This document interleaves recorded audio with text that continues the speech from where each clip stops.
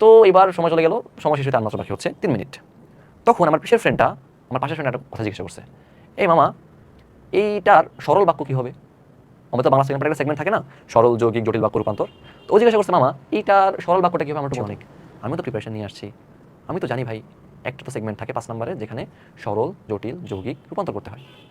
আমি 2 ঘন্টা 45 মিনিট পরীক্ষা দিলাম, আমি এক জায়গায় ওইটা পাইলাম না কেন? 6 নম্বর নাই, 5 নম্বর প্রশ্ন উত্তর নাই, মানে গোটা 5 নাম্বার আমার নাই। আমি এটা বুঝছি যখন পরীক্ষা শেষ হওয়ার বাকি আছে আর 3 মিনিট, অথচ সেই আমি 15 মিনিট আগে পরীক্ষা শেষ করে বসে বসে পাঠ লাগছে সহজ ভাষায়। কি করা যায় এখন? যেই এটা বুঝছি 160 প্লাস, তাই না? দুটো মিলে রেজাল্ট হয় বাংলা ইংলিশ। আমার নাম্বার আসলে যদি ভুল না করে থাকি 161 মনে হয়। আমার কথা আসছে 161। তার মানে যদি আমি ওই সিচুয়েশানে প্যানিক করে ওই 3টাও না লিখতাম, আমার এ প্লাস ছুটে গেছে। আসসালামু আলাইকুম, আশা করি আমার সবাই ভালো আছি। আমাদের ম্যাথস মব চ্যানেলে তোমাদের সবাইকে আবার স্বাগতম জানাচ্ছি। আজকে না কোনো লেকচার টাইপের ভিডিও হবে না, আজকে তোমাদের সাথে একটা ছোট গল্প শেয়ার করব। এই গল্পতে না অনেক কিছু শেখার থাকবে, অনেক কিছু বোঝার থাকবে। অ্যান্ড এই গল্পের যে মোরাল লেসন, যা এন্ড অফ দ্য স্টোরি, সেটা আমাকে আমার বুয়েট এক্সাম হলে আমার ভর্তি পরীক্ষার দিন প্রচুর হেল্প করছিল। যদিও আলহামদুলিল্লাহ সব কিছু আল্লাহর রহমতেই হয়, তবে এই জিনিসটা আল্লাহর রহমতই ছিল আমার লাইফে। সো গল্পটা শুরু করি তাহলে। তো আমি যখন আস্তে আস্তে ধরো বিভিন্ন জিনিস নিয়ে ঘাটাঘাটি করতেছি যে আচ্ছা কীভাবে আর্ট ইফেক্টিভলি পড়ালেখা করা যায়, কীভাবে হয়তো একটু জিনিসপাতি বেশি জিনিস কম সময় রিভাইজ করে ফেলা যায়, বা কীভাবে লাইফটাকে আরও সুন্দরভাবে সিরিয়াসলি লিড করা যায়, তখন একটা জিনিস আমি অনেক জায়গায় দেখলাম এবং সেটা আমি প্র্যাকটিস করা স্টার্ট করছিলাম। সেই জিনিসটা হইলো যে কখনো প্যানিক করা যাবে না। কখনো কি করা যাবে না? প্যানিক করা যাবে না। তুমি লাইফে যে সিচুয়েশনেই পড়ো, সবসময় তোমার সব পরিস্থিতি নিজের অনুকূলে হবে না, প্রতিকূলে অনেক পরিস্থিতিতেই পড়বা। বেশিরভাগ সময় মানে প্রতিকূল পরিস্থিতির সম্মুখীন হয়ে অনেক ঝামেলার সম্মুখীন হই। সো যেই পরিস্থিতি তুমি পড়ো না কেন, তোমাকে কোনোদিন কী করা যাবে না? প্যানিক করা যাবে না। ভাষাটা মানে আপনি কী বুঝাচ্ছেন? আমি অ্যাকচুয়ালি যেটা জিনিস বুঝাতে চাচ্ছি, যে আমি ঘটনাটা বলে তোমার আর একটু ক্লিয়ার হবে। সো আমি ধরো বিভিন্ন জায়গায় আমার সামনে এইচএসসি পরীক্ষা, আর কয়েকদিন পর এইচএসসি পরীক্ষা, আমি অনেকটা মল টেস্ট দিচ্ছি। তো আমি প্রত্যেক জায়গায় কি প্র্যাকটিস করতেছি যে আচ্ছা যদি কোনো কোয়েশন আমি না পারি, কোনো কোয়েশন যদি আমার দ্বারা না হয়, বা এমসিকিউ শেষ হইতে আর 2-3 মিনিট বাকি আছে, বাট আমার হয়তো অনেকগুলো দাগানো বাকি আছে, তখন সাধারণত কী হয়, আল্লাহ আল্লাহ কেমনে দাগাবো, কী হবে না হবে, আচ্ছা ভাই আসে আমাদের খাতা নিয়ে যাবে বা টিচার খাতা নিয়ে চলে যাবে, আমি তো শেষ করতে পারবো না, নাম্বার কমে যাবে, হ্যান ত্যান, এগুলো মাথায় চক ঘুরতে থাকে সারাক্ষণ। পরে দেখা যায় যে ওই 2 মিনিট যেগুলো সলভ হওয়ার কথা ছিল দিন শেষে গিয়ে সেগুলোও সলভ হয় না আর। সো আমি এই জিনিসটা প্র্যাকটিস করতেছিলাম যে যতই হার্ড সিচুয়েশনে পড়ি, পরীক্ষা হলে হয়তো কোনো একটা পারা জিনিস ভুলে গেছি, বা একটা পারা ম্যাথ করতে করতে লাস্টে এসে আটকাই গেছি, বা কোনো একটা ঝামেলায় পড়ছে কোনো একটা জায়গায়, আমি কি করতাম, আচ্ছা দেখি ঠান্ডা হই, বসে একটু, প্যানিক করা যাবে না, যতটুকু যা পারি তা করার চেষ্টা করি। আমি এই জিনিসটা অনেক ধরে প্র্যাকটিস করতেছি। আচ্ছা এবার আসো আমার মেন কাহিনীতে। সেটা হচ্ছে আমার এইচএসসি পরীক্ষা শুরু হয়ে গেছে, আমার বাংলা সেকেন্ড পেপার এক্সামের দিন।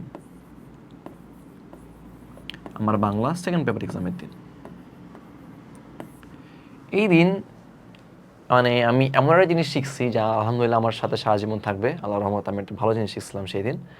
আসলে বাংলা সেকেন্ড পার্টে কী থাকে বলো তো ভাই? ব্যাকরণ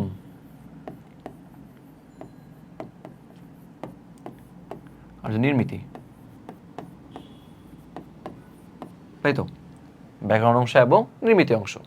এখন ব্যাকরণ অংশে কিন্তু একটা মেজরিটি নাম্বার, আমি যদি ভুল না করছি সম্ভবত 60 ব্যাকরণে নাকি 45-50, ভুলে গেছি, অনেক পরীক্ষা দিয়েছি, বাংলাতে এত সিরিয়াসলি পড়তাম না। তো ব্যাকরণে 50% ধরি, ঠিক আছে, নির্মিতিতে 50% ধরি।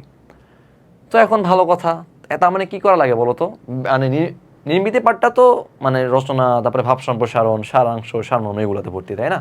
সো ওইটা যদি কেউ মোটামুটি ভালো মতো লিখতে পারে, একটা ডিসেন্ট নাম্বার আশা করা যায়। কিন্তু ভালো করতে হইলে ব্যাকরণটা না ভুল করা যাবে না। ব্যাকরণে কিন্তু একবারে ফুল নাম্বার, গোটা নাম্বার। ব্যাকরণটা কী করা যাবে না? ভুল করা যাবে না। এটাতে তোমাকে 95% থেকে 100% মার্ক ক্যারি করার চেষ্টা করতেই হবে। কারণ এটাতে যদি মিস হয়ে যায় তখন কিন্তু ওইটাতে একটু ঝামেলা স্টার্ট হবে, কারণ এটা একটা বড় ব্যাকআপ দেয়, কজ গোটা নাম্বার, কোনো কাটার সুযোগ নেই। আচ্ছা ভালো কথা। তো ভালো কথা, আমি পরীক্ষা দিচ্ছি, আলহামদুলিল্লাহ পারতেছিও, আলহামদুলিল্লাহ প্রিপারেশন ভালো ছিল, পারতেছিও, সব মোটামুটি ভালোই যাচ্ছে। আচ্ছা কি হইলো, পরীক্ষা আমার 3 ঘন্টার পরীক্ষা, আমার 15 মিনিট আগে পরীক্ষা শেষ। 2 ঘন্টা 45 মিনিট হয়ে গেছে, আমার পরীক্ষা শেষ। 15 মিনিট আমি বসে বসে রিভাইজ করতেছি, দেখতেছি কি হয়েছে না হয়েছে, বা ভাবসাব মশারিটা সেটা আরও কিছু এক্সট্রা অ্যাড করা যায় নাকি লাস্টের দিকে, বা রচনা আর একটু এক্সট্রা এক্সটেন্ড করা যায় নাকি, উপসংহারটা এক্সট্রা। তো আমি এগুলো একটু খেয়াল করতেছি আসলে কী লিখছি না লিখলাম। আচ্ছা, এরকম রিভাইজ দিচ্ছি আমি অনেকক্ষণ, কথাবার্তা বন্ধুবান্ধব আশপাশে কথাবার্তা বলতেছে, মিলাচ্ছে এটা সেটা। তো এবার সময় চলে গেল, সময় শেষ হইতে আর মাত্র বাকি হচ্ছে 3 মিনিট। তখন আমার পিসের ফ্রেন্ডটা আমার পাশের ফ্রেন্ড একটা কথা জিজ্ঞাসা করছে, এই মামা, এইটার সরল বাক্য কি হবে? আমাদের তো বাংলা সেকেন্ড পার্টে একটা সেগমেন্ট থাকে না, সরল, যৌগিক, জটিল বাক্য রূপান্তর। তো ও জিজ্ঞাসা করছে, মামা এইটার সরল বাক্যটা কী হবে আমার একটু বলতো। আমি কেন জানি মনে হলো যে তখন আকাশ থেকে পড়ছি। কেন আকাশ থেকে পড়ছি? আচ্ছা, আমি তো এতদিন বাংলা পরীক্ষা দিচ্ছি অনেক, আমিও তো প্রিপারেশন নিয়ে আসছি, আমি তো জানি ভাই একটা তো সেগমেন্ট থাকে 5 নম্বরে যেখানে সরল, জটিল, যৌগিক রূপান্তর করতে হয়। আমি 2 ঘন্টা 45 মিনিট পরীক্ষা দিলাম, আমি এক জায়গায় ওইটা পাইলাম না কেন? এটা তো হওয়ার কথা না। তখন তো মাথায় ঢুকছে কিছু একটা তো গ্যাঞ্জাম পাকাইছি। এখন যেই এটা মাথায় ঢুকছে তাড়াতাড়ি পৃষ্ঠা উল্টেছি কোশ্চেনের, আমার খাতার পৃষ্ঠা উল্টেছি। ওটা আমি যদি ভুল না করে আমার যদি এখনও মনে থাকে ঠিকভাবে, ওটা ছিল সম্ভবত 5 নং প্রশ্নের উত্তর। কিসের উত্তর? 5 নং প্রশ্নের উত্তর। তো বোর্ড কোশ্চেন তো 4 ভাগের হয় না, 4 পৃষ্ঠার হয়, এরকম করে ছোট কোশ্চেন থাকে, ভাঁজ করে নেওয়া যায়, তাই না? সো প্রথম পৃষ্ঠা কি সেকেন্ড পৃষ্ঠা, প্রথম পৃষ্ঠারই মনে হয় না, সেকেন্ড পৃষ্ঠাই মনে হয়, ভুলে গেছি, ঠিক খেয়াল নেই এখন। ওইটা 4-এর পরে নিচে 5 ছোট করে দেওয়া ছিল, মানে 5টা তো কোশ্চেন, তো বেশি 5টা লাইন লিখতে বেশি সময় লাগে না, বেশি জায়গা লাগে না, 5টা জরুরি যৌগিক সরল করো। তো ওইটা নিচের দিকে দেওয়া ছিল। আমি কোনো একটা কারণে, কোনো একটা মনের ভুলে, কোনো একটা বেখেয়ালে 4 নাম্বার করে পৃষ্ঠা উল্টায় ফেলছি, 6 নাম্বার করা শুরু করে দিছি। মানে আমি ওই 6 নাম্বার 5 নেন, 6 নাম্বার সেল ঠিকই 6 নাম্বারই লিখছি, 4 নাম্বার পরে 6 নাম্বার, মাঝখান দিয়ে 5 নাম্বার নাই, 6 নাম্বার নাই, 5 নং প্রশ্ন উত্তর নাই, মানে গোটা 5 নাম্বার আমার নাই। আমি এটা বুঝছি যখন পরীক্ষা শেষ হওয়ার বাকি আছে আর 3 মিনিট, অথচ সেই আমি 15 মিনিট আগে পরীক্ষা শেষ করে বসে বসে পা ডোলাচ্ছি সহজ ভাষায়। কি করা যায় এখন? যেই এটা বুঝছি, মাথায় হিট করছে যে না, একটা মেস আপ তো করছি, কাম থাকতে হবে। এটা মাথায় হিট করছে কি, যে কাম থাকতে হবে, কারণ আলহামদুলিল্লাহ আমি প্র্যাকটিস করে আসছি, একদিন এটা হয় নাই, প্র্যাকটিস করে আসছি, কাম থাকতে হবে। এখন যদি আমি হকচক করি আমি শেষ, কিন্তু আমি জানি কাম থাকতে হবে, আমি ভালো মতো বুঝতেছি আমাকে কাম থাকতে হবে, নাহলে শেষ। কিন্তু সেদিন আমি বুঝতে পারলাম যে সবাই আসলে মানুষ, আমরা সবাই মানুষ। মানুষ মানে সে ইম্পালসিভ, সে ধীরস্থির না এত। সে যদি ধীরস্থির নিজেকে জোর করে রাখতে হয়, তাহলে মানুষ একটু বেশি চঞ্চল। আমি জানি আমার মাথা বলতেছে আমাকে স্থির থাকতে হবে, কিন্তু অলরেডি ঘামে আমার শার্ট ভিজে গেছে। এত গরম ছিল না দিন, মাথার উপরে ফ্যান আছে, ঘামে আমার শার্ট অলরেডি ভিজে গেছে। কেন ভিজে গেছে? আমার ব্রেন বুঝতেছে যে আমাকে কাম থাকতে হবে, কিন্তু বডি মানতেছে না। বডি তো মনে করছে তুমি তো শেষ, তুমি এটা কী করছো, 5টা গোটা নাম্বার, 5 নাম্বারের জন্য কিন্তু A+ নিয়ে এটা আটানি লেগে যায়। এটারও কাহিনী বলতেছি। আমার বডি সিগন্যাল দিচ্ছে যে মেস আপ হয়ে গেছে, প্যানিক করা স্টার্ট করছে বডি, কিন্তু ব্রেন চেষ্টা করতেছে কাম থাকার, কিন্তু বডির সাথে মানে সামঞ্জস্য হচ্ছে না।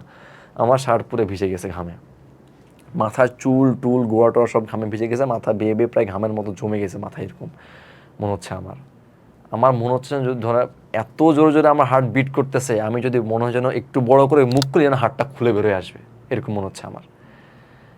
তবুও মানে পুরা বডি আমার এগেনস্টে, আমার মাইন্ডসেট আমার সম্পূর্ণ এগেনস্টে, বাট ব্রেনের আলহামদুলিল্লাহ ট্রেন করছি যে প্যানিক করা যাবে না, কাম থাকতে আমি পারি, এমন না যে আমি পারি না, আমি পারি, কিন্তু মেস আপ হয়েছে, কাম থাকতে হবে।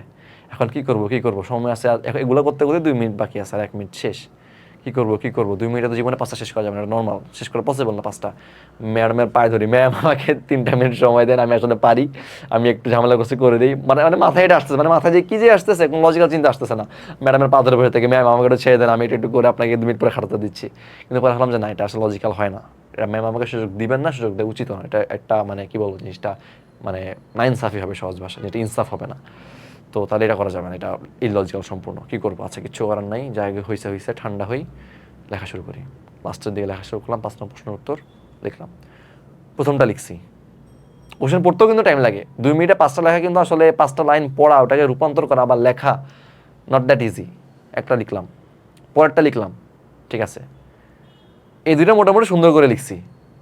3 নাম্বারটা বিশ্রীভাবে লিখছি, মানে পুরো হাতের লেখার অবস্থা বাজে হয়ে গেছে।